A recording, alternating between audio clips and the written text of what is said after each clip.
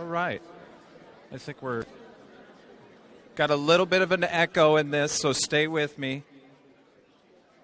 Good evening and welcome to the 28th Annual Rotary Community Toast and Benefit Banquet. I'm Andy Atchison, the current president of the New York... This is weird. There's a little bit of an echo from this microphone, so I feel like I can... Okay. I'm the president of the New Albany Rotary Club, where we have been connecting to our community for over 100 years.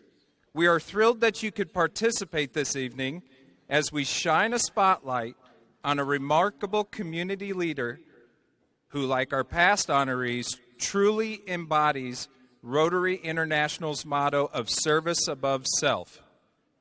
We do have several guests from our Interact Club that we sponsor in our Floyd County High School.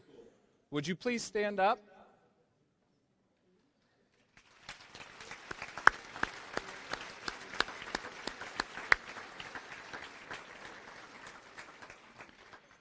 These groups help us introduce young people to Rotary service and planned service projects of our town. The New Albany Rotary Club gives and serves locally as well as internationally. Each Rotarian strives to improve our community and promote peace, goodwill around the world. If you are interested in learning more about the Rotary Club and becoming a member, you can pull up the QR code on the tint on your table and get connected to our website. For us, it begins and ends with service. And that is why tonight we are so happy to be honoring Judge J. Terrence Cody, a man who sets a high bar as an example of service in our community. So thank you for being part of this remarkable event.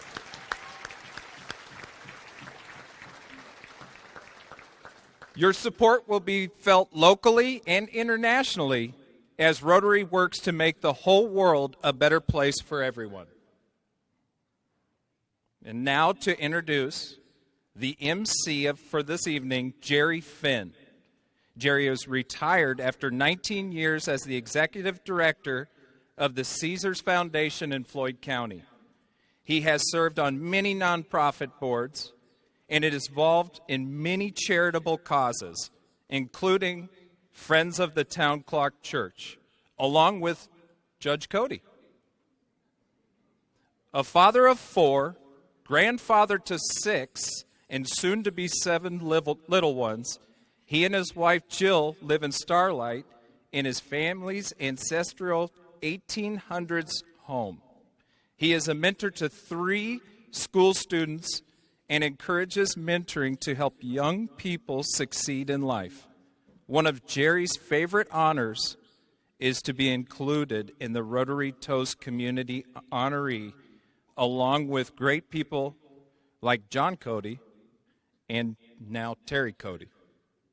So please welcome Jerry Finn.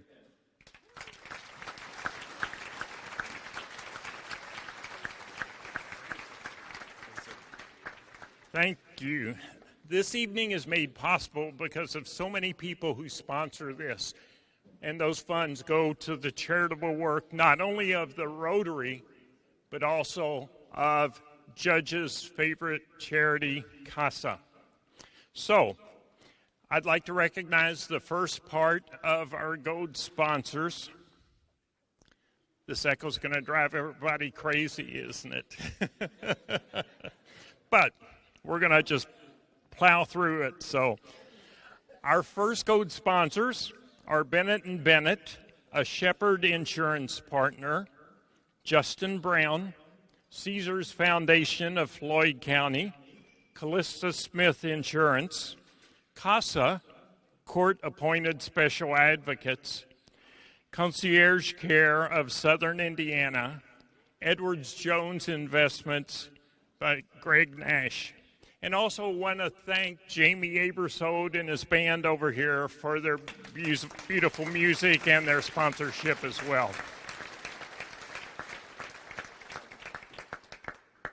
Welcome to this exciting evening to honor the incredible Judge Cody. Isn't it nice to dress up a little bit? You know, the T-shirts and tennis shoes get a little old, so it's nice to put on a coat and a bow tie, you know. All kidding aside, retirement has been wonderful, and Terry, I know you're looking forward to it, and looking forward to kicking back and enjoying some much-deserved relaxation.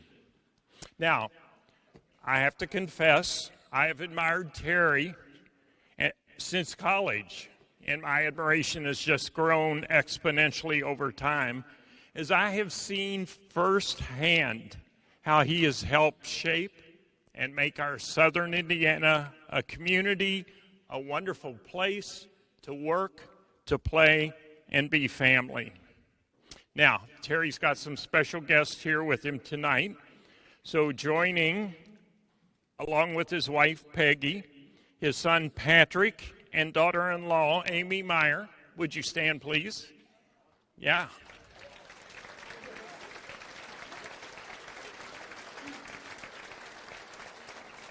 His son, Shane, and daughter-in-law, Taylor. Shane.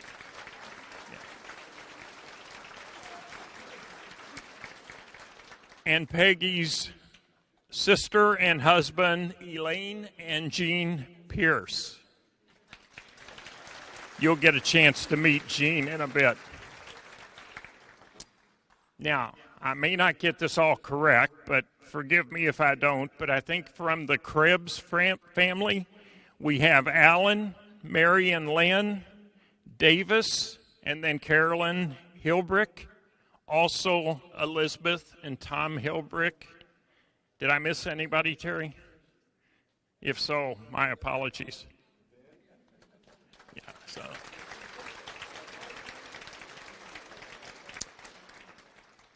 Rotary has a tradition. We always begin our meetings with an invocation. And so Terry has invited Jean Pierce to lead us in invocation. He is Terry's brother-in-law and married to Peggy's sister, Elaine, and he has known Terry for 40 years. He and his wife have been active members of churches in Columbus, Ohio. Jean has a law degree from Capital University Law School in Columbus and is a member of the Ohio Bar. He has spent his career working in advertising and public relations, primarily in public affairs and government, which certainly gives him a lot of practice in praying that as he's putting those final touches on proposals and presentations to potential clients. So please welcome Jean Pierce.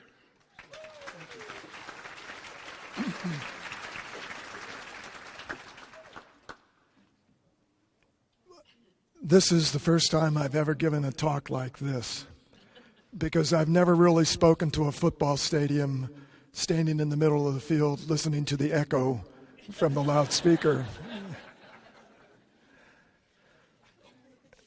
So as we prepare for the invocation, I've been approved to say a few words about food and drink, since we're sitting here enjoying food and drink, and their relation to our honoree before we pray. My wife and I have had 40 years of family get-togethers with Terry, and our children were always a little intimidated by the judge. Maybe they were worried that some slip of the tongue or inadvertent action would reveal something to the all-knowing, all-seeing Your Honor, that he could nail them on something and embarrass them in front of us, their parents. Not that our children would ever do anything stupid. But that never really happened. When we met around the table, Terry is Uncle Terry. He's not the judge. And that says so much about him and the way he has run his courtroom and dispensed justice for 24 years on the bench. I know he has always been personally engaged in the people and the issues that were before him in his courtroom. He wasn't just the judge. He was somebody trying to help people in trouble, and solve some problems. And that reveals, I think, his true sense of public service that I have seen, his willingness to help others, his willingness to contribute back to his community. Under that black robe and behind that beard and that towering stature of his, he's still Terry at heart. So it's totally appropriate tonight that we honor him for his sense of public service. Now, my second food and drink stories are a little less serious, and I know this will not be a surprise for many of you who know Terry, but I want to talk briefly about Terry's fondness for the occasional alcoholic beverage. 40 years ago, when I first met Terry and came to their home, I noticed that he had a keg of beer in the hallway from the garage leading directly into the house. Now, I'm the son of a Methodist teetotaler, so I was taken a little aback. But after 40 years of family holidays where Terry is manning the bar, I have to admit that I kind of like a perfect Manhattan every now and then. Although I'm kind of trending more towards old fashions as I get along the path of age here.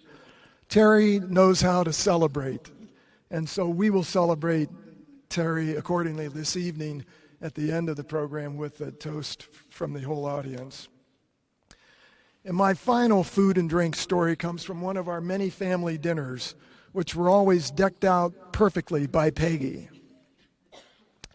Terry once gave an invocation that has resonated in our family gatherings ever since. Somehow he came up with a very memorable phrase. We aren't quite sure. It's not Joe Biden-esque, but maybe he'd been reading Shakespeare or the sermons of Jonathan Edwards, or maybe he just got jumbled up in the miscreants, malfeasance, and malefactors of the courtroom. But at the end of his invocation, very sincere, and it did the job, he thanked God for, quote, this bounteous repast we are about to partake. Now, when he said that, our entire table was dead silent. And then we just exploded. We've never let him forget it. So tonight, you'll notice some familiar words in my prayer of blessing as we commence this time of celebration with food and drink. So now let us pray. O Lord, our Creator and Redeemer, you are the Lord of all things and all times and all lives. Thank you for your grace, which brings us into your family, though we surely do not deserve it. Thank you for bringing us into your ministry of seeking and helping those around us, that we who are blessed can be a blessing to others.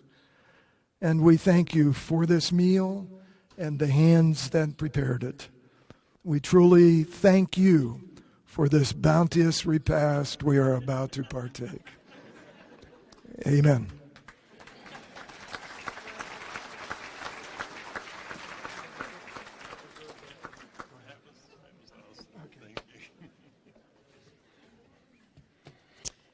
There we go. And the evening has started. Okay. Another tradition with Rotary is to always begin with the Pledge of Allegiance. So if you are able, would you please stand and join me in the pledge to our flag?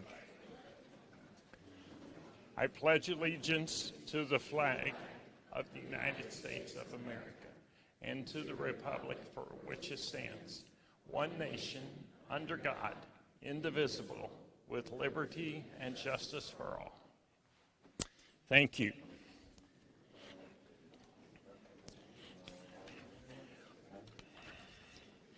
Okay, we're going to release the first tables up here of family to go eat. And then Jim Epperson he's back here, and he's going to release 4 tables at a time to head to the buffet back here. So enjoy each other until Jim tells you it's time to get up and get your food. So, Terry, if you and your family would like to lead things.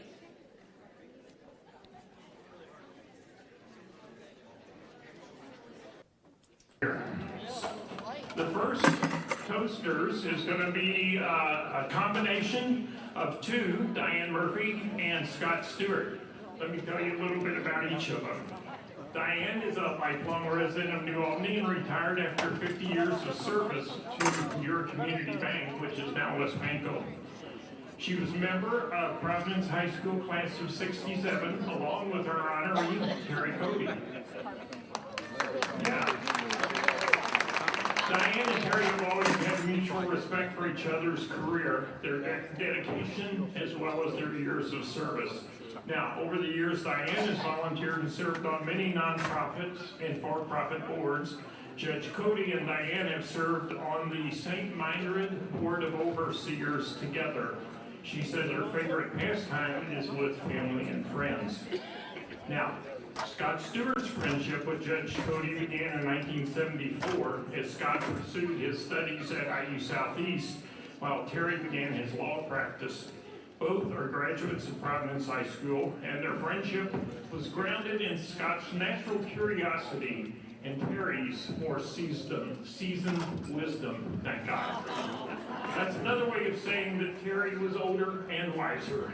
So, their connection was strong from the start, best described by Scott's occasional visit to Terry's parents' home for the Tuesday baked macaroni and cheese and slaw, expertly prepared by B.B. Cody. They remained close as Scott began his career in the city-county building in 1976. Terry even sprung for Scott's tickets to see Bruce Springsteen at Louisville Gardens in 1978, and they enjoyed several adventures that took on a different form after Scott stood up with Terry and Peggy when they married. They even baptized their sons Patrick and Brian together, and I was there as a witness. Terry officiated Scott's marriage to Christy, a ceremony witnessed by Peggy. Terry says Scott is his best living friend. Scott says Terry is our community's best model of integrity and character. So please welcome our first presenters, Diane Murphy and Scott Stewart.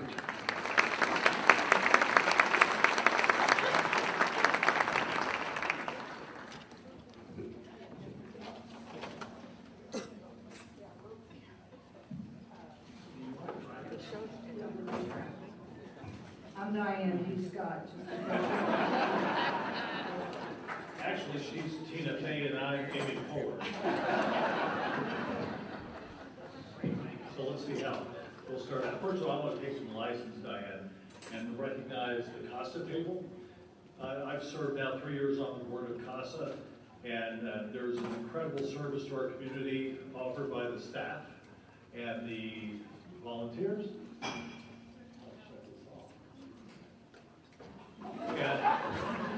And honestly, it's a debt that our community can't repay them enough for what they do to make our community better, so thank you.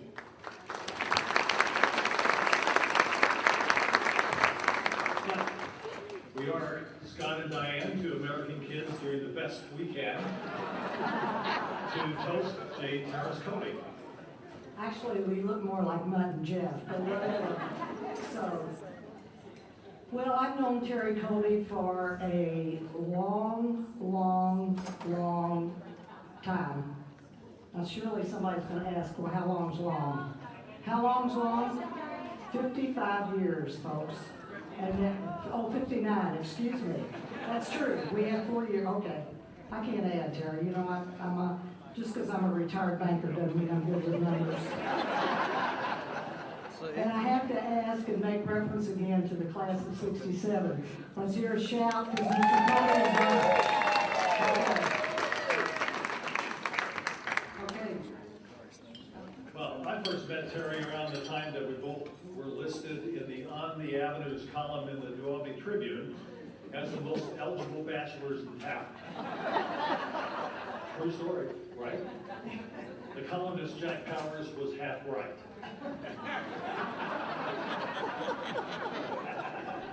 So what are Terry Cody's most appealing attributes? I know there are some. Matter of fact, there's probably many, but I'm going to mention a few.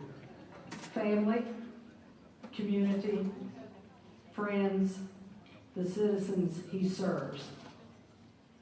Terry is certainly a man of service of and for those in need, always seeking justice in his work, recognizing the dignity of each person who comes before his bench, and his resolution always meets the requirements of the law, but also served best the needs of the individual as well as the greater community. True enough, Diane, but really, who is Terry Cody? Let me take a shot at it. He's a sports lover. I mean, who could possibly drive to Cincinnati twice a week in the winter to watch a basketball game? That would be Xavier. He certainly married above himself.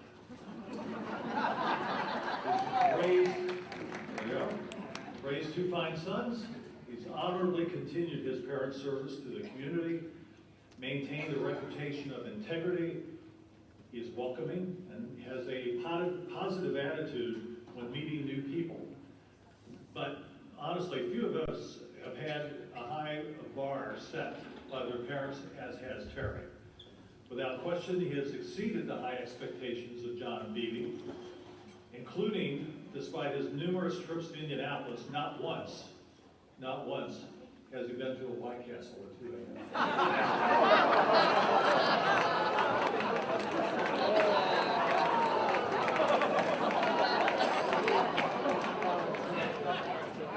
Terry, I asked him not to put that in there and he ignored me, so I'll stop. But I've been honored by Terry from time to time, as mentioned, as he references me as his best living friend. So I'll take the opportunity now to recognize his best friend, the late Tim Russell, son of the iconic artist Jim Russell. Tim and Terry were inseparable at Holy Trinity grade school. Terry went to Providence, Tim went to St. X. There was one time that Tim appeared at the library of Providence, having skipped out at St. X, stating that he found it easier to study at Providence. Then there was the competition at age 16 when Terry came into the possession of a new Plymouth Roadrunner. And if my information is correct, Tim, while being of lesser means, could not stand idly by. He in turn ordered a stripped down Nova from New Albany Motors, Mr. Coyle's dealership. No upgrades at all, except the 396 four-barrel that proved a worthy competitor to the Roadrunner.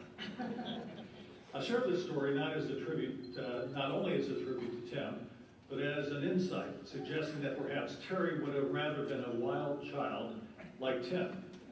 One might say Tim never grew up. Terry was born old. But whatever experiences Terry may have missed out on in a well-spent youth, there is no doubt that they were likely properly addressed by Shane years later.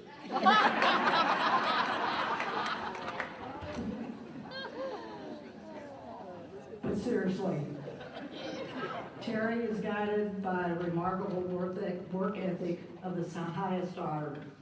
He is a remarkably giving person, a true servant of our state and our community. He cares deeply about his friends and every one of us in this room tonight. So when you think of Terry Cody, think first of him not as a judge, but as a friend. That is a high honor for which there is no one more deserving. Terry Cody, thank you for being you.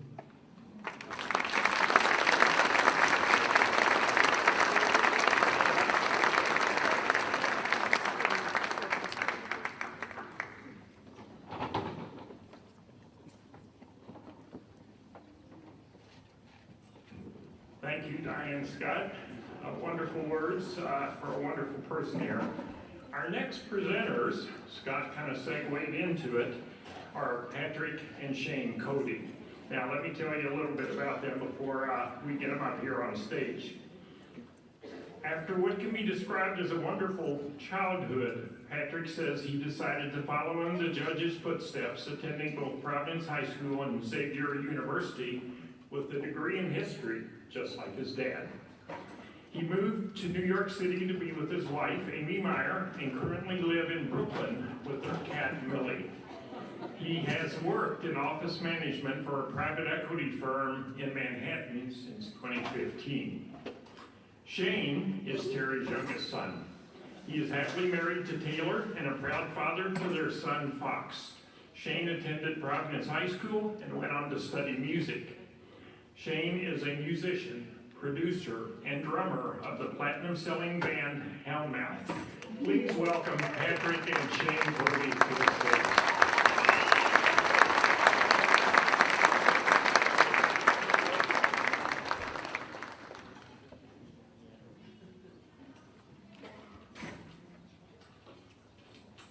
Hello, everyone. Allow me to pull out the notes I have prepared this evening on legal pad paper. If there's one thing that reminds me of J. Terrence Cody, it's a legal pad and pen. I've been watching him scribble down notes on these for my entire life, so it only seemed appropriate to do the same as we honor him this evening. I would ask that you please bear with me as I don't remember the last time I did any public speaking. And as most of you know, I don't possess the loudest speaking voice. And some of us are not as fortunate to be in a successful rock band that plays to hundreds or thousands of people on a regular basis. But to say the least, it is overwhelming to see, I was told, 400 people here tonight to share in the celebration of my father's commitment to public and community service. I see many familiar faces out in the crowd and can't thank you, each of you, for being here enough. Because to me, he's still just, well, Dad. The guy that still blow dries his hair every morning.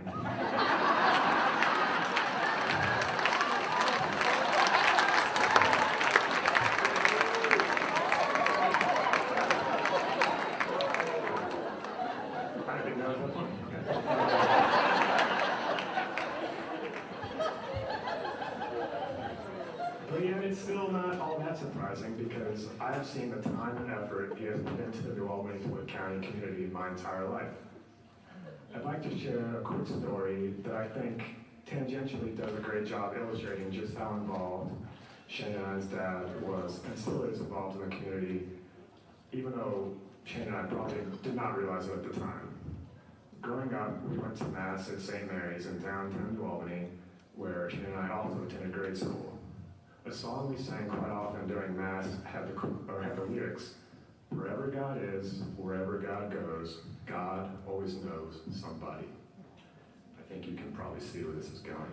Shane and I amended those lyrics to, "Wherever Dad is, wherever Dad goes, Dad always knows somebody." I still learned the melody to that, but I won't subject you all to that.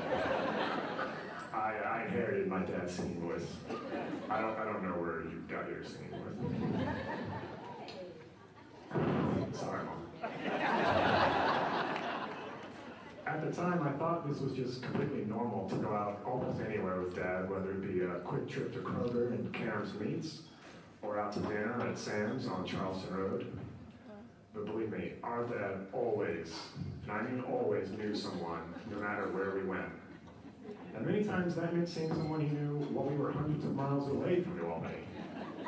I'm not kidding. At the time, this would mean an extra few minutes and wherever we were, and it felt like an eternity when I was growing up. I've come to realize the big reason he knew all these people is because of his involvement in the community. It wasn't until later in life that I had essentially what amounts to a light bulb moment when I came to understand the amount of time my dad has committed to service and leadership here in Fort County.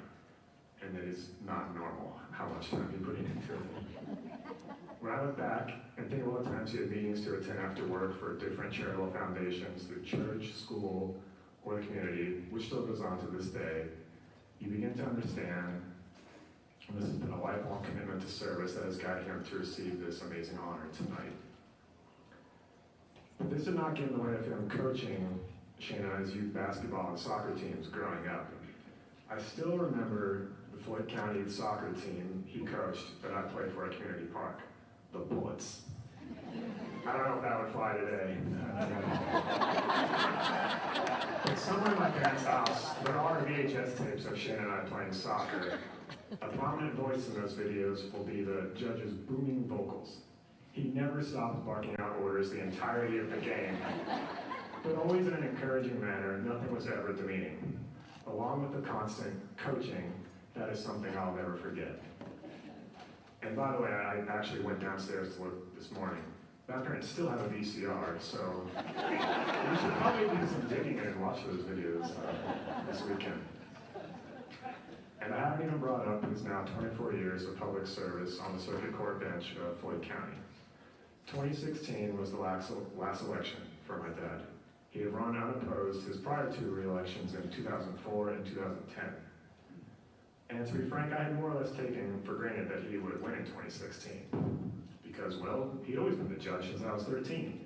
How could he not be anymore? But as you may remember, the 2016 presidential election was just a little bit divisive across the country. And we were nervous he might not win. Thankfully he did, and I'd like to point out he did so in a county that only had 2 Democrat winners across the entire ballot. If that does not speak to the respect he has across Floyd County, then I'm not sure what else does. It still amazes me. And now I'll close with one more short story.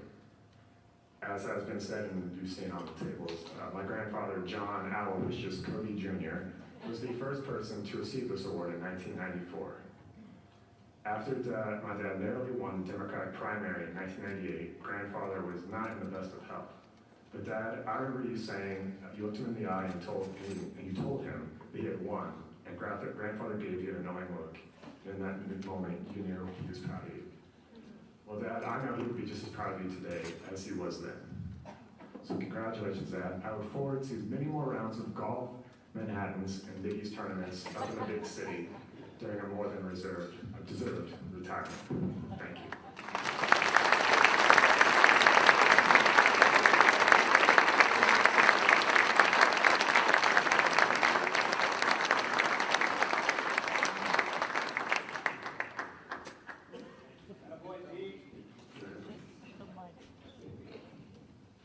Hey there, my name's Shane Cody, and I bought this tuxedo on Amazon.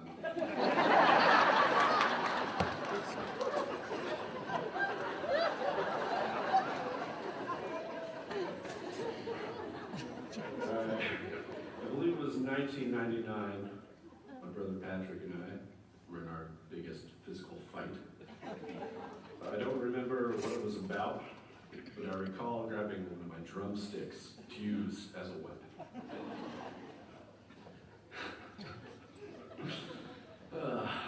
And as I used it to defend myself over my clearly far physically superior, mighty beast of a big brother. But as I raised the stick over my head to smack him,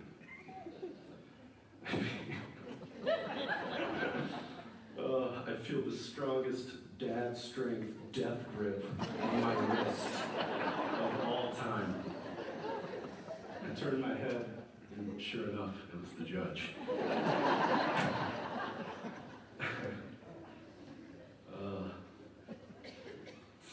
He bonked me on the head while I was still holding the stick, only using my wrist. Kind of like a quit hitting yourself vibe. And that ended the fight really quick. But I'll always be envious of your dad strength. However, dad strength isn't always a back of the arm grab or a one-handed paradiddle on the back of your head. Dad strength can mean sacrifice, selflessness, and nobility. Where was I? When I think of these words, I think of my dad. Always working for others, doing the right thing, putting others before himself. He's drawn the blueprint for me to be a good dad. And even the millennial happy sky blue lavender print for millennials. On what not to do. Fox, if you're hearing this, I promise to never use your head as a practice pad. Dad, thanks for saving your hundreds, if not thousands, of vinyl records, concert t-shirts, and memorabilia from the 60s and 70s. Those greats you grew up on inspired me to become a musician.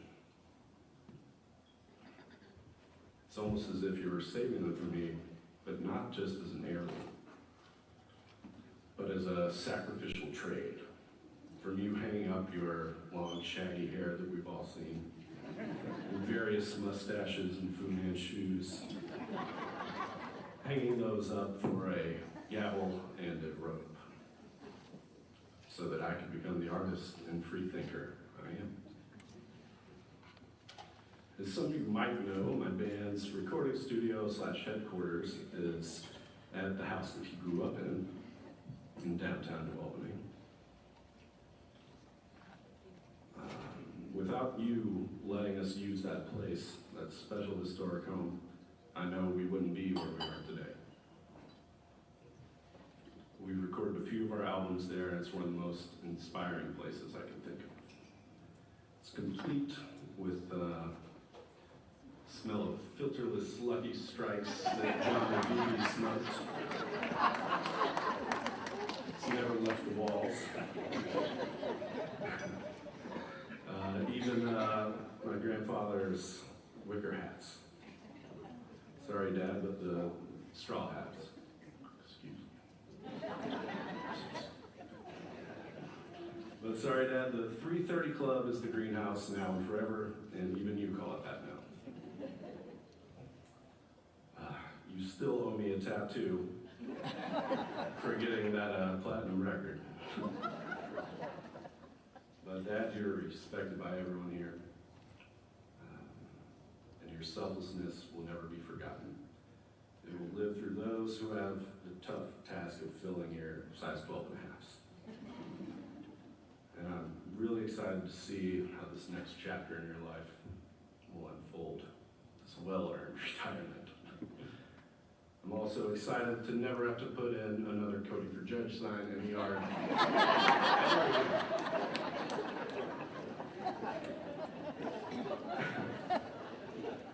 And also, behind every great man is an even better woman. So, shout out to Peppy for keeping him alive.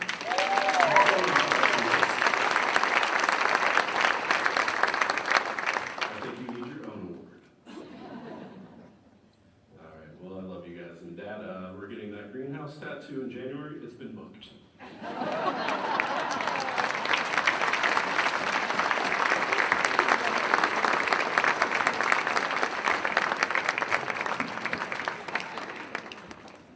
Thank you so much, Sheen and Patrick. Obviously, family is indeed everything.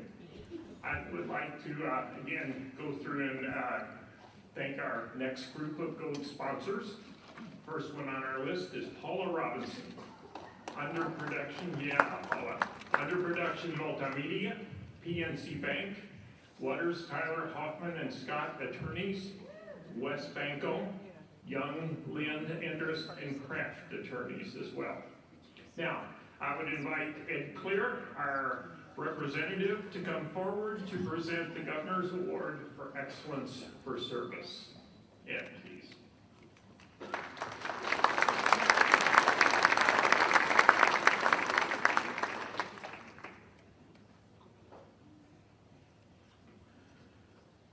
Thank you, Jerry. Good evening.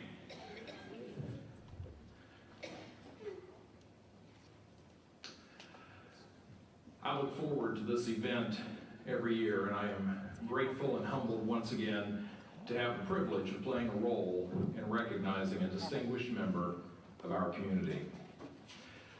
Terry Cody has always set high standards for both himself and others. In fact, he has been a recognized leader in setting high standards. For example, more than a decade ago, Terry served on a strategic planning committee that recommended numerous improvements to Indiana's court system, including increased continuing education requirements for judges. We have a few judges in the room tonight. Terry could have stayed in Floyd County. He could have left improving the court system to others, but he became involved at the state level and devoted himself not only to running his own court, but to improving the court system throughout Indiana, a legacy that will continue long after Terry steps down from serving as a full-time judge. I have had the opportunity to work with Terry on a number of legislative matters over the years. He is well known and well respected in Indianapolis and throughout our state. Of course, nowhere is Terry more well known and well respected than right here at home. During Terry's second term in office, an attorney who had practiced before Terry wrote a letter to the editor of the News and Tribune in response to a letter criticizing Terry for a ruling he made in a zoning case. The letter read in part, "I have had the privilege of practicing before Judge Cody since he was first elected to the bench. My clients have prevailed in some of my cases before Judge Cody, and in others they have lost. However, regardless of the outcome, I have never been unable to give my clients an absolute assurance that Judge Cody had fairly determined the facts based on the evidence produced at trial, or that he had attempted in good faith to apply the relevant law to that evidence in reaching his decision. From my personal experience, Judge Cody attempts to move cases through his court in a prompt, professional, and impartial manner that would well serve as a worthy model for all courts in southern Indiana." Although the letter was published more than 13 years ago, another paragraph is especially relevant to the present day. As our country and our community are now confronting challenges of monumental magnitude, it seems all too obvious that we can only prevail over these challenges if we renew our commitment to our bedrock American values, that we are a government of laws and not of men, is among the foremost of these values. The writer's point, of course, was that Terry upheld these values. Indeed, Terry Cody has distinguished himself not only as a judge, but as a community leader and a statesman. He has proven his ability to work with and earn the respect and support of members of both political parties, and, more important, to rise above politics. And through his support of the CASA program, Terry has been a champion of children whose interests are always a top priority in his courtroom. Terry, I never had the chance to meet your parents, but I know you have continued their commitment to our community, as well as your father's high standards for the legal profession. Of course, as was mentioned, Terry's father was the first recipient of this honor, and I can only imagine how proud he would be to see that you have followed in his footsteps. In Terry's father's obituary in the Courier-Journal, Terry's predecessor, Floyd County Circuit Court Judge Henry Least, said John Cody's influence extended well beyond the legal arena. Quote, "He was committed to this town," Least said.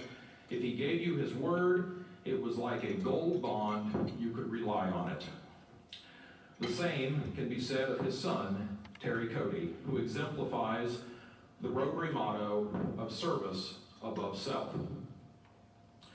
For that reason, and so many others, it is my honor to present Terry with a Sagamore of the Wabash Award from Governor Eric Holcomb. The award reads, "Know all men by these presents, whereas the greatness of the sons of Indiana derives in part from qualities possessed by the noble chieftains of the Indian tribes which once roamed its domain, and whereas it has been the immemorial custom of the state of Indiana to attract to its support those who have exhibited such qualities, and whereas there has endeared himself to the citizens of Indiana one J. Terrence Cody, distinguished by his humanity in living, his loyalty and friendship, his wisdom in counsel, and his inspiration in leadership. Now, therefore, recognizing his greatness and desiring to avail myself of his counsel, I do hereby appoint him a chieftain upon my staff with the rank and title of Sagamore of the Wabash. Witness my hand and seal of the Council of the Sagamores at Indianapolis, Indiana, this the 4th day of November in the year of our Lord, 2022. Eric J. Holcomb, Governor of the state of Indiana.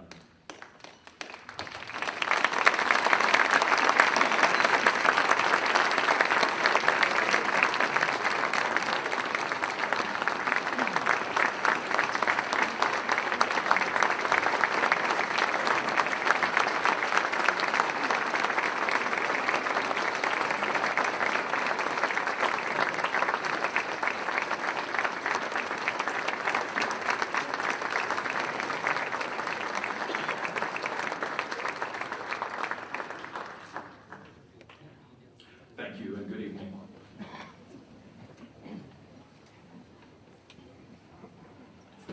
There is certainly no one more deserving of that honor than Terry Cody. So thank you, Ed. Now, for our third toaster, we have Magistrate Judge Julie Franklin. Flanagan, I'm sorry. Sorry. Finally get the microphone fixed and I can't even read, so. Julie Fetzel Flanagan grew up in Floyd Snobs, and I actually knew her as a teenager, before attending the University of Notre Dame.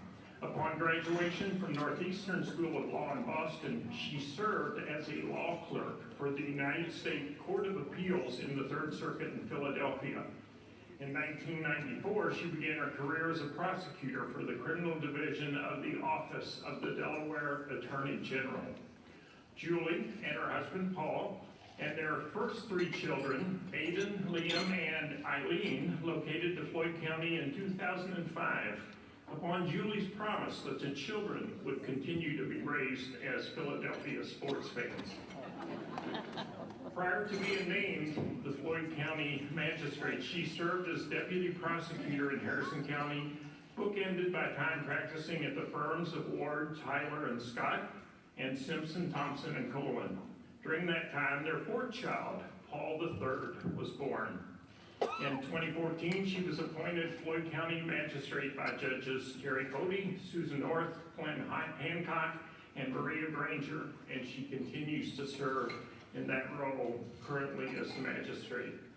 It is in that role that Julie has had the opportunity to observe from the trenches Judge Cody's unswerving dedication to service above self, particularly to the children of Floyd County.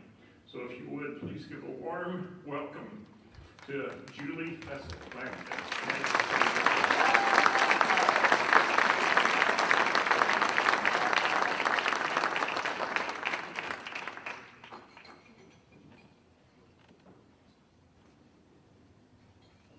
Upon advice of counsel, George Gazenhouse Jr., I'm appearing here under the alias of Julie Franklin.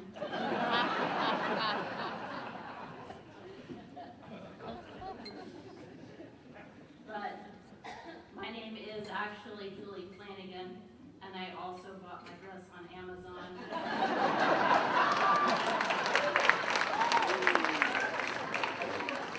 When Judge Cody told me I needed to dress up for tonight's occasion.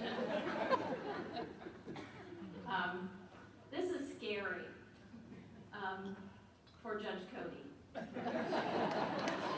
to let me speak, because I have been known to say some things that were not exactly judicious.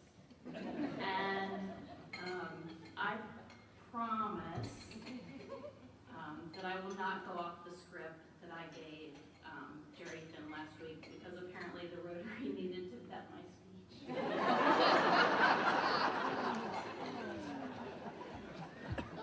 And that is the truth. And I really think that Judge Cody asked me to speak tonight because he thought I could bring some humor to the evening. And so in that vein, I'm going to read to you from the Indiana Code of Judicial Conduct. Light and airy reading that you all should try out sometime. Rule 2.1. precedence to the duties of judicial office. The duties of judicial office, as prescribed by law, shall take precedence over all of the judge's personal and extrajudicial activities. Judge Cody actually pulled that book out at my interview for magistrate and read me that and said, "Do you know what that means?" And I really wanted that job because I hated practicing law at that point and I had to get out, and I would have said anything to get that job. And so I said, "Sure, I know what that means." And I assure you that I had no idea what I was signing up for. And 8 years later, my husband Paul, who's here tonight, and my 4 kids have a better understanding of what that meant. And I will tell every person in this room that Terry Cody is the GOAT of Judicial Candidate Canon 2.1.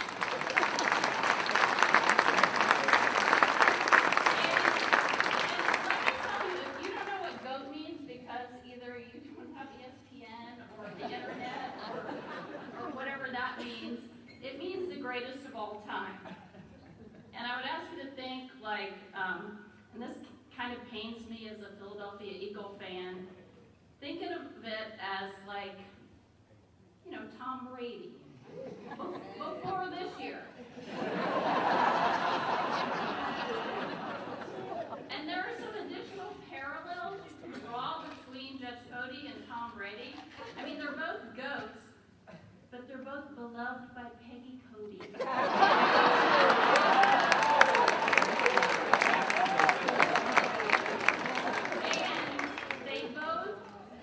And they both planned retirement in 2022. And as of tonight, Judge Cody's is still sticking. But as this table might tell you, the state of his office is pointing otherwise. Canon 2.1 is the embodiment of the Rotary ideal, service above self.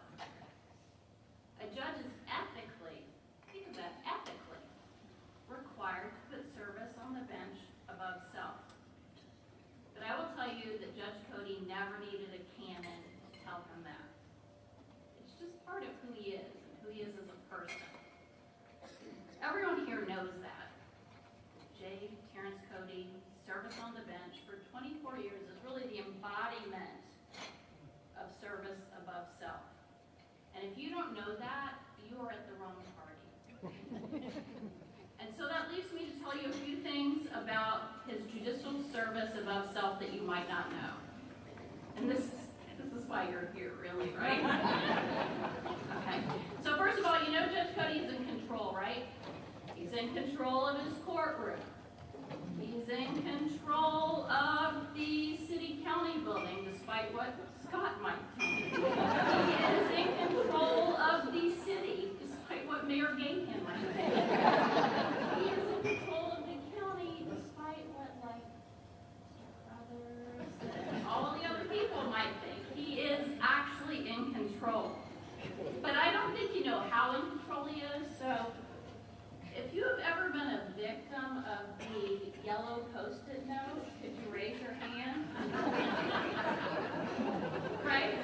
So he is so in control that it's like he's a ninja. A Post-it note and just write on it like, this will be a file, and lawyers here will find this funny, maybe civilians will not, but lawyers will find this hilarious. Like, your court staff knows to like serve the other party, but it will say, you know, set for hearing November 5th, serve the other party, this is the address. It's unbelievable the degree of control of that. He gets his own mail. How weird is that? Get the mail off the mailbox. I don't even know where our mailbox is. I couldn't tell you, like Judge Forrest, I don't know if she knew, I don't know if Judge Granger, Judge Stiller, I don't know. Judge Kugler, did you ever know what your mail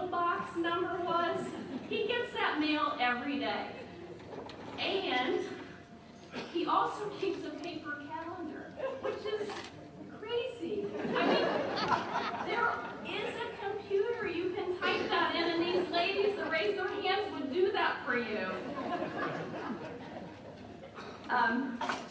But I have to say that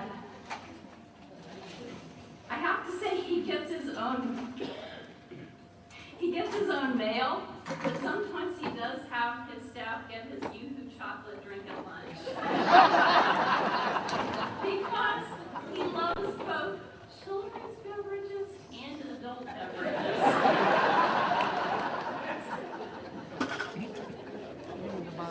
So I have to tell you, I'll tell you a story of mine about the yellow Post-it note.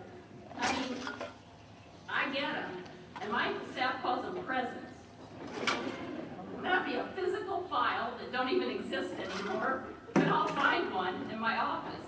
They'll have Post-it notes on it. So I came back one day, and there was a Post-it note on there, and you all know, the lawyers know my office. It's like the size of this book, and it's locked within a building, and there was a file in there, and it has a Post-it note on it. And I'm like, oh, what terribleness awaits me now. And I walked over, and it said, Julie, handle however you want. And that was the day that I knew I'd become a judge. And so those kind of things you don't know about him. And I do want to kind of go off the script that I gave Jerry. This morning, and it's interesting that it was mentioned that Judge and Scott went to a Bruce Springsteen concert, because this morning I was listening to an interview between Howard Stern and Bruce Springsteen, because that's what I do. And Bruce was talking about his mentors. And I'm going to read this because I don't want to get it wrong, because it was so on point for Judge. He explained, he said that the reason the relationship with this mentor worked is because he had total trust in this person. He explained, Bruce said, trust you cannot learn. You've either got it or you don't. It's either someone you have total trust in and he has trust in you, or you don't. Trust is something you cannot buy and you cannot learn. And this morning, as I was getting ready to work, when I heard that, I immediately thought of Judge. I have total trust in him, which I expect many, many people in this room do. And I think in reality, when I made fun earlier, why did he ask me to speak? I think he asked me to speak because in some ways he trusts me too. And I will give an example of that. Recently, I have a tendency when I get a question or challenge in my court, I will fly up to the 4th floor. You know, robe on, hair on fire, march through the courtroom, CPS knows, everybody knows, here's Julie, oh! And I went in and I said, someone's coming to tell you that they want you to review what I did. And I'm going to look again to see the quote because I will never forget it. He said, I will inform them that when you make a decision, that they need not question it to me. Your decision is my decision. You can tell them that too. And that bond of trust of which Bruce spoke, I'm so grateful for. But that's enough seriousness and enough about me, because I have some better stories about Judge, and I know this is kind of going on. Judge is exceptional. We all know he's exceptional, but how exceptional? And someone that works with me, one of my colleagues on my staff said, I was trying to put this together, and I was very nervous about this speech because there's a lot of important people here, a lot of people that appear before me, a lot of people that help me, and she summarized it so well, and that's why she's the boss of me, even though she technically works for me. And she said, It does take someone exceptional to hear about child abuse cases day in and day out for years without losing all hope in humanity. Judge Cody has been on call 24/7, 365 days a year for the last 24 years. And yet there is no one in this room I've ever met that has a more profound belief in the goodness and the fundamental ability of people to change. This is his decades of unfailing support for CASA, his name charity tonight. It is a testament to that profound belief. Judge Cody will listen to his colleagues, defendants, attorneys, prosecutors, pro se litigants, mothers, fathers who have lost their way endlessly, in all caps, endlessly, in his historic courtroom. So picture it, you all can. The lighting is inexplicably low. The ambient air temperature is a balmy 80 degrees. He's laid back on the bench with his eyes shut. And you think he can't possibly be listening to all of this. And then when it's all done, when you're all done, he never says stop, just when it's all done, he'll sit up, repeat the testimony perfectly. He has listened and thought about every word. Extraordinary. Service above self. And another extraordinary funny trait is his ability to turn anything into a lesson on the history of Lake County. So, my colleague Emily, who works with me, we were discussing one day, because I have pictures in the magistrate court, where was the old jail? And she said, call Judge Cody, because she was there before me. So he said, you guys have to come on up. And then we go into his office, and there's this inexplicably giant vintage maps of the county. And we got a several-hour lesson on the history of this county. And I understand that they now are going to belong to the Lake County Historical Society if we ever get his office cleaned out. But, and finally, you may or may not know that Judge Cody has the most unexpected, wonderful sense of humor. I mean, I say unexpected because he is pretty squared away and buttoned up. He's a gentleman, always in a suit, always polite, always knows what to say. One time during the pandemic, I ran into him in the office and he had on like a 3/4 zip jacket, and my mind didn't even process what I was seeing. And Judge Cody also once told me that he had never seen your all's grandfather in anything but a suit except once. What? And we were at a judge's conference and he told me that. And I thought, and I said, well, that just explains a lot. And he said, what do you mean by that? But he has a fabulous sense of humor. He loves to laugh. And really, I do too, and I think that's why we get along. Our styles, anyone in this room could attest, are night and day. No two more different styles as a jurist or anything that you would ever see.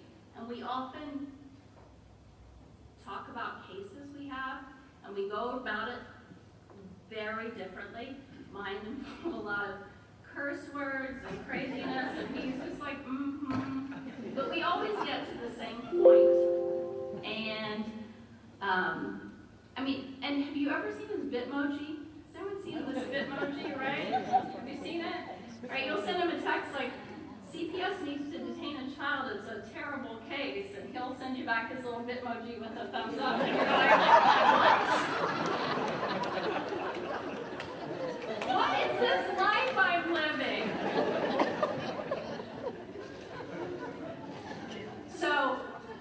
I'm going to wrap this up with a final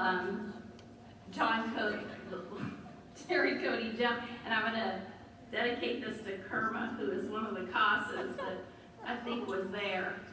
So there was a very serious, and I have the giggles like Shane because it's so serious it makes me laugh. And there's a serious case in Blake County involving a family, and it has to be heard, right? And so George Cody, in service above self, which I think the Rotary wants me to say during the speech, was called upon to preside over the case. And after a while, the dad stops appearing. And in fact, the family says on social media that he is dead. So sadly, the father has died, which is not funny, but he's dead. And so Judge Cody decided that for the mom and for the rest of the family that they would have to convene this case and get it settled. Okay. So he convenes it for 9 a.m. in January. And at 9 a.m. circuit time, which on our watches looks like 10:30 a.m., the case starts. And the mother and her attorney appeared, and the department appeared, CASA appeared, the father's attorney appeared, and of course the father does not appear until 3:10 p.m. At 3:10 p.m., the dead father walks into the courtroom. Judge Cody glances up, and without showing any emotion or sign that the dead man had walked into his courtroom, said, and this is verbatim because I had my court reporter pull it back and type it out for me this week, said, "Court notes, father is now in courtroom. Nothing else." Judge Cody's pulse never rose above 60. He never mentioned that there's now a dead man sitting in his courtroom. Nothing. And so the trial ends at 4 p.m., right? Which is, you all learn now, that's 7 p.m. on our watches. And the record was turned off, and the parties had left, and only a few lucky people were in the courtroom. Judge Cody looked up from the bench, and without a hint of mirth said, "Lazarus has arisen."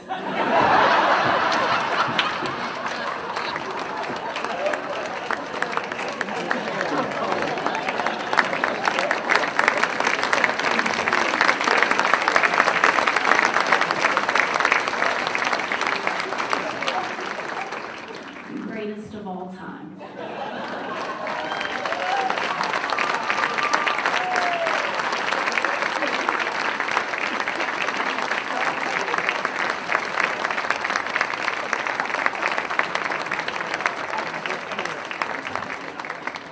Julie, thank you so much for your words, just sharing the stories and the integrity that we all know, Judge, is all about Judge Cody.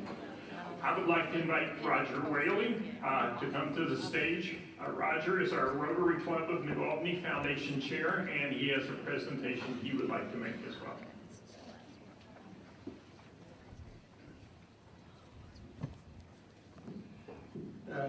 Judge, next time I come before you with a CASA case, I'm going to think goat.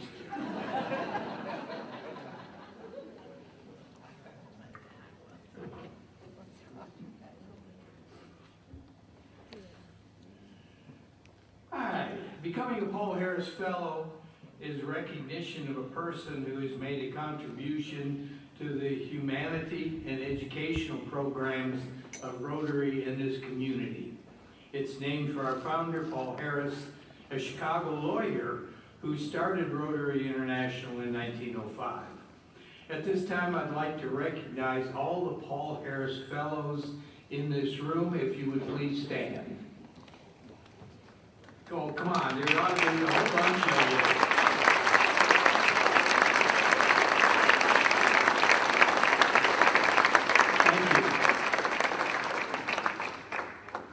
The New Albany Rotary Club designates a Paul Harris Fellow as a tribute to a person whose life demonstrates a shared purpose with the objectives of the Rotary Foundation.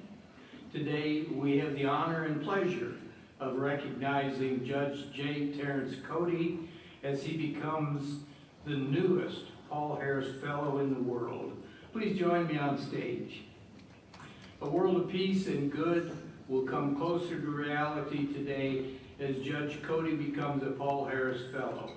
It's because of gifts like this one made in Judge Cody's honor that the Rotary Foundation is able to carry out an array of programs that achieve beneficial changes in our world, improving living conditions, increasing food production, better education, wider availability of treatment and rehabilitation for the sick and disabled, new channels for the flow of international understanding, and a brighter hope for peace.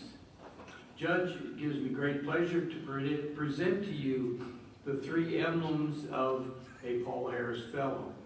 We have a certificate, we have a pin that you can wear, and somewhere in here,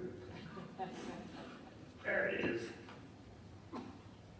is an emblem of the, you get to open it. Okay. Please accept our congratulations and sincere thanks for your commitment to our common goals of world understanding and peace. Thank you.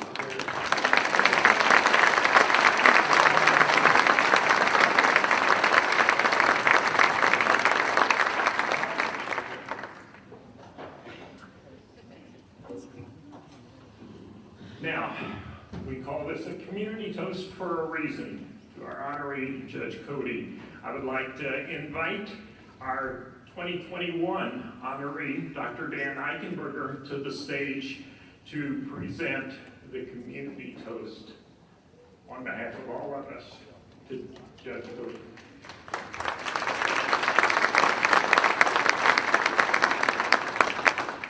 Judge Cody, it is an honor and a privilege to be able to present this community toast. Now, I can tell you it's also very intimidating as a physician in a room full of attorneys and judges. But with that in mind, I did bring a token physician, Dr. Mark Biggers and Dr. Alf Nabel here. I know they're here. And actually, at my table, I've got a judge, Judge Abbott. So we're well represented. But it is an honor to truly honor the person, Terry Cody, who is an exemplary individual. And again, I'm going to have everyone raise their glasses as we toast Judge Cody, an exemplary individual, a wonderful husband, dad, colleague, friend, judge, from someone who works with him in front of his courtroom. I've taken a patient before him. Dr. Bickers has taken a patient before him. He is truly a person who cares about the individual and their rights. And we honor him in all his achievements, his family's traditions, as well as his accomplishments. Raise your glasses and toast Judge Cody.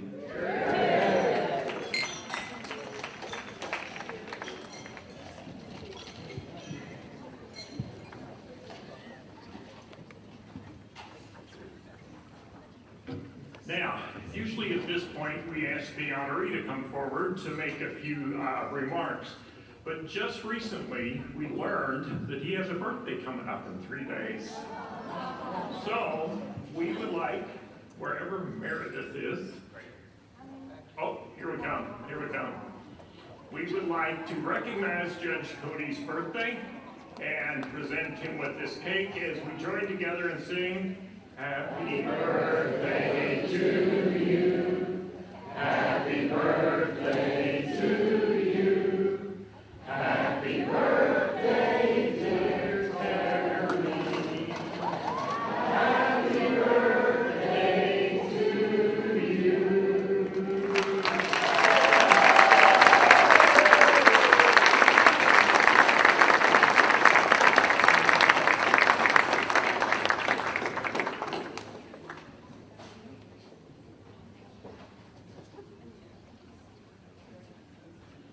See you blow those candles out, Terry. I'm not responsible for this, Terry.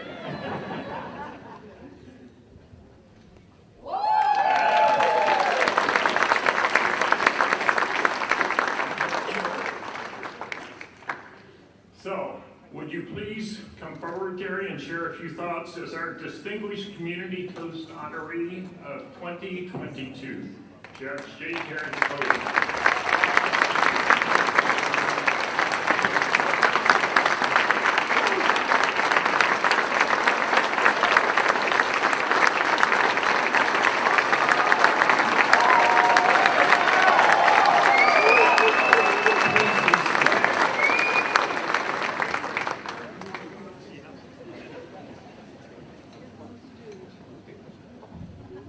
Members of the Rotary Club, I'm truly honored but humbled at the same time for your, thank you, Ally, okay, to be recognized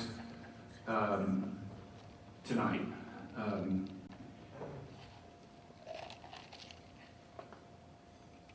When my father was the first honoree, it was a wonderful evening. There were no videos. There may have been music, but it was a wonderful evening, and I will never forget how grateful my father was for that honor. And here I am in the same position all these years later. And thank you for honoring me. It's something I would never have expected, but it's something I'll always treasure. Now, there's a special young lady in the courtroom tonight. Well, actually, there are two special young ladies in the courtroom tonight. That's right. We're not remember, I'm in control. But there's a young lady here by the name of Jasmine Sky Moon. And Jasmine, would you come up here so I can give you a hug? Jasmine was adopted by Charlie Moon, and she had been previously adopted by Connie. And she is a special young lady, and she was in the courtroom earlier this year being adopted. And she got to bang the gavel, and I saw her father yesterday, and he gave up his seat tonight for her to come.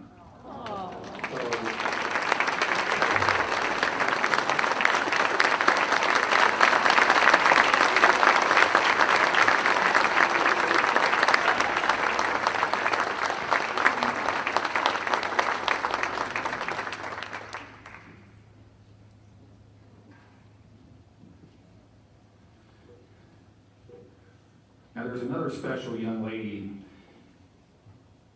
at Plantation Hall this evening that I'm quite proud of. My first cousin is Mary Krebs, and she is seated over here. And Mary is I don't have any siblings, and Mary is like a sister to me and always has been. But her granddaughter, Caroline Hilbury, was an outstanding volleyball player at Floyd Central. And she was the first Floyd Central volleyball player to record 1,000 digs and 1,000 kills in her career. And send up to that.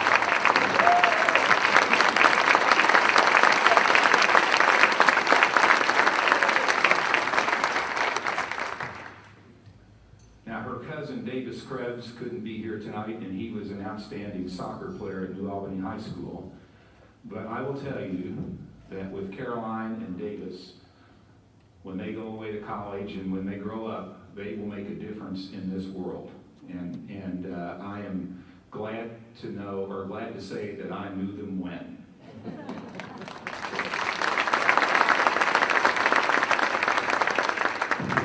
Now,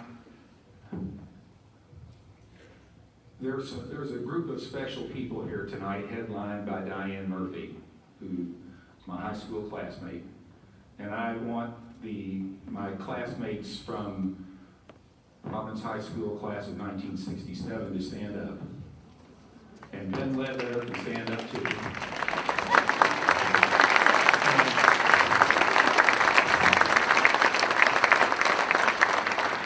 I want you to know how much I love you and how much I have treasured our friendship over the years. So thank you. I can't tell you how much I love you. Yeah.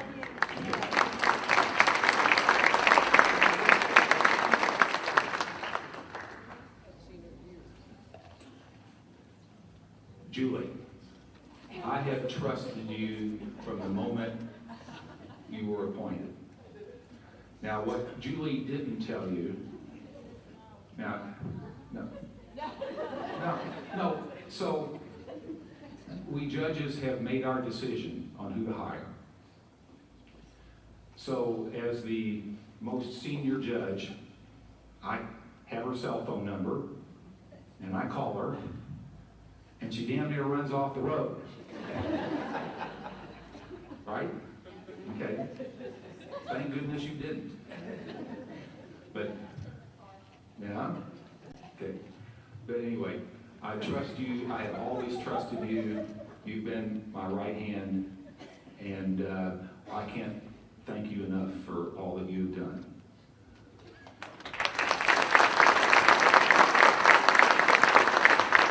I know John DeVille is here. Where's John?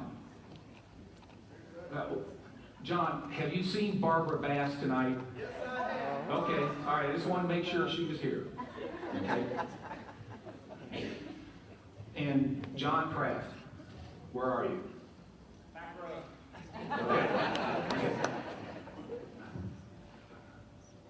When I was driving out here tonight, I felt a sudden energy in the car, and it wasn't coming from the passengers.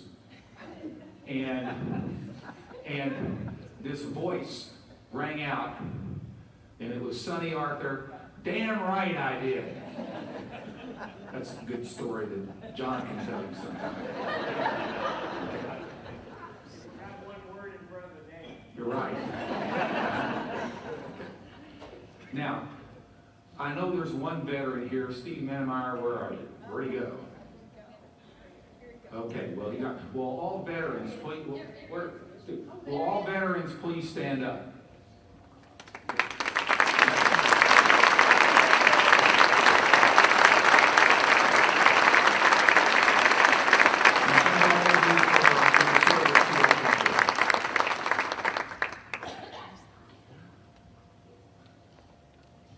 Bob Plehammer, where are you? There's Bob.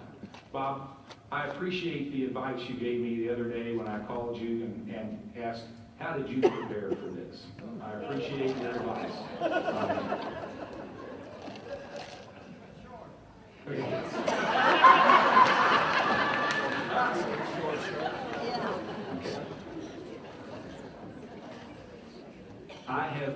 First of all, let me back up. Would be 25 years ago. Now, in the audience tonight are several members of the Taggart family.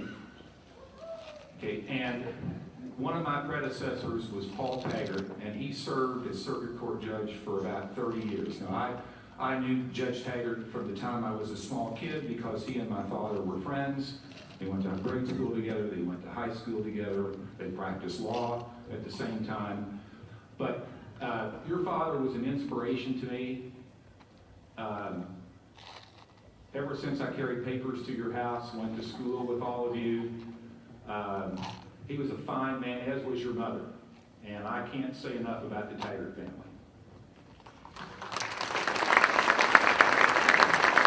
Now, Pat Lee Stumler, where is she? Where's Pat Lee Stumler? So this is 25 years ago. I came over to talk to Henry, and I went with the purpose of asking him if I thought that he would, or if I thought he would think I might be a good judge. And he gave me his encouragement, and I think you were in the room when that happened. But that kind of cemented my decision to run. So I'll always remember Henry Least, and of course, Pat Least. It's not working.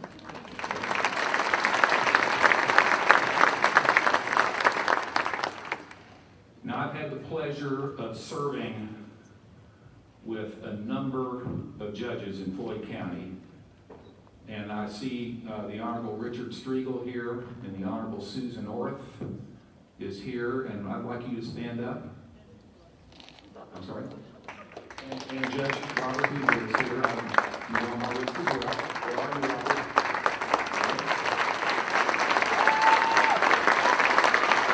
I'm not done yet. And then my current colleagues, Judge Carrie Stiller and Judge Maria Granger, who I guess they have grandchildren duty, which I understand.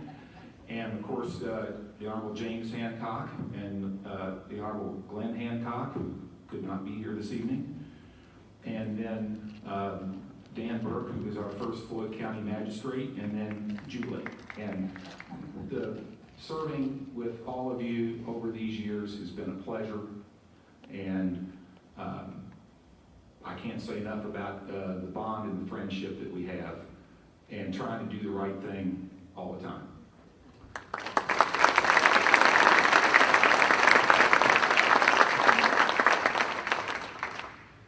And then there are a lot of attorneys in the room this evening, okay? And I'd like all of them to stand, please.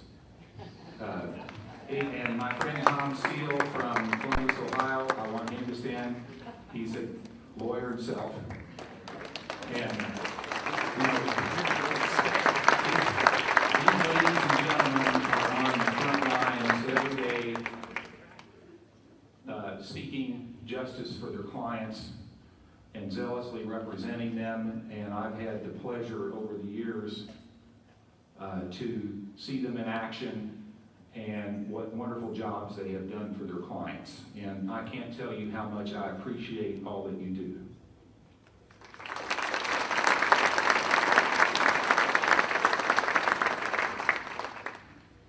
Now, for me, even though I'm probably a control freak, for me to get my job done, there has to be a staff.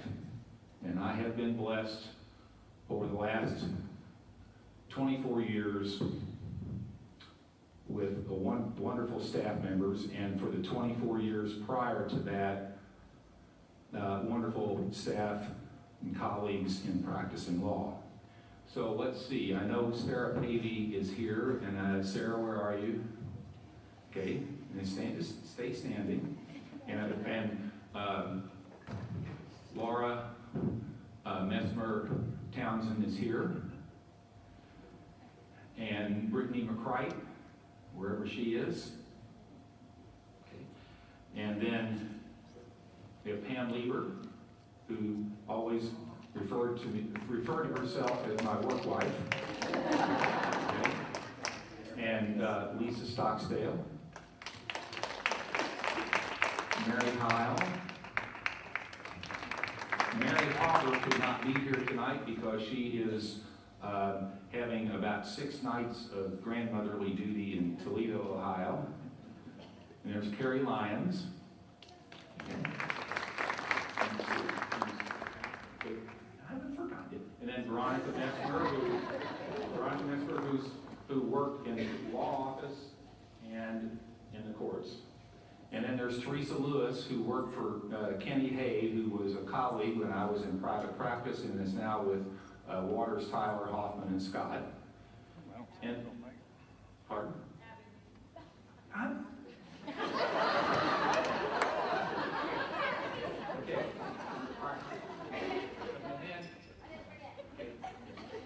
And then the 2 daughters I never had, Abby Newton and Lauren Book. So, thank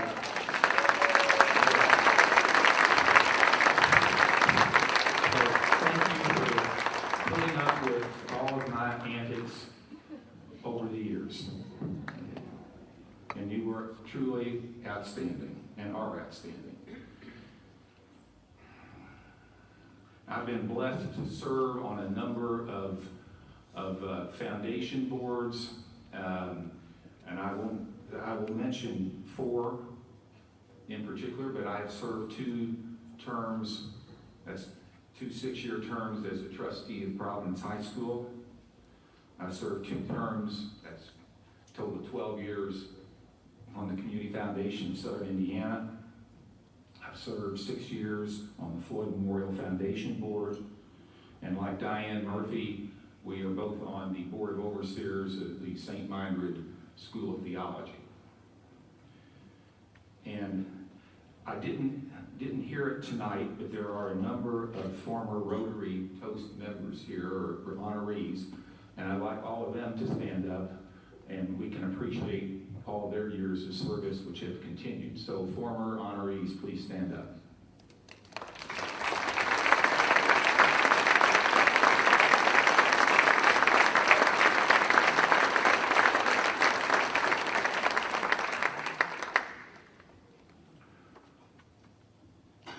Now I have to say a few things about Floyd County CASA, or Court Appointed Special Advocate, the nonprofit I chose to be a recipient of benefits tonight from this matter. The organization is near and dear to my heart, and will continue to be. And the two candidates for my position, hear what I have to say tonight. You better support CASA if you are the winner, or you're going to have to answer to me.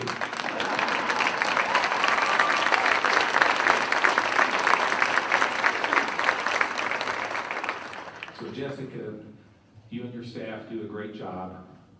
You are, and the volunteers that you've recruited and retained, advocate for these children who have suffered abuse and neglect. And you have my eternal thanks for what you do. And one of our CASA employees is a former, or two of our CASA employees are former Department of Child Services workers. And I thank you and all of your former co-workers for the jobs that you had with DCS and all of the heartache that went with that job, as well as all of the good things that you have done for both agencies. Now there's above our garage is a very nice room where predecessors of Houndmouth used to practice occasionally. And not long ago, I was looking up there, and there was a poster on the wall, and I took the poster off, and there was this giant hole in the wall. And I've never had an adequate explanation as to how that happened. Okay? So, someday, I hope to find out what that is. So, now, Lauren, you've got 3 boys that are under 4, right? Okay? As they get older, the day will not be complete without a fist fight. Okay? Okay. So, Mary, I think you probably saw some of the pictures that were flashing tonight. Your mother, Jane, your father, Andy, and our Aunt Stewart, and other extended family members, and then my parents and our grandmother. Did we not have it good growing up? Okay. I think if I can, the example that my family gave me is, I think, the reason that I'm here tonight. And family is everything, and I think my parents raised me right, and that's the reason I'm here, because they taught me to put service above self, to treat people with respect and dignity, and do that daily. Now, I have 2 wonderful sons, and I have 2 wonderful daughters-in-law, and I have a wonderful sister-in-law and brother-in-law. And I can't say enough about all of you. You've meant so much to me. But there's one person who means everything to me, and who has been my support all these years, and who goes by the alias Barbara Bass. And so I can't let that go, you know that. So anyway, many of you will remember Mike Neville, John's brother. So when he first met Peggy, he had a hard time remembering her name. Now Peggy's maiden and Elaine's maiden name was Perch. So that is a shortened name from something. But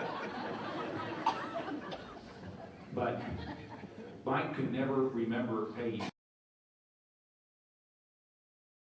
Like her first name and last name begin with the same letter, and her last name is a fish, and so Barbara Bass was born.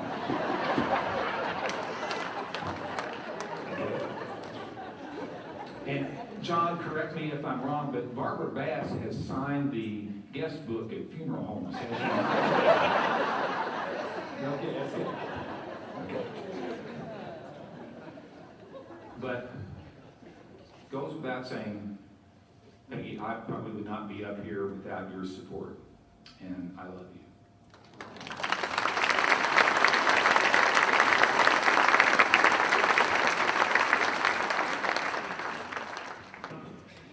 Judge, you now join the long list of community honorees, which began with your dad so many years ago. So I know Terry recognized you and had all those honorees stand, and we're just so we're so honored to have you as a part of this group. Again, I'd like to just say we couldn't do this. CASA wouldn't get the funds, nor would Rotary get the funds to do the service work that we do without our gold sponsors. In your book, you see them all listed. I'm not going to go through them again, but I just want to thank them. And gold sponsors, if you want to take the floral arrangements that are on the table, you're welcome to do that. Your support enables us to do so many good works on behalf of not only Rotary, but Judge Cody as well. Judge and family members and toasters, we want you to stay around for pictures. And thank you for your participation on this wonderful night to honor just an incredible man in our community. So our evening is adjourned.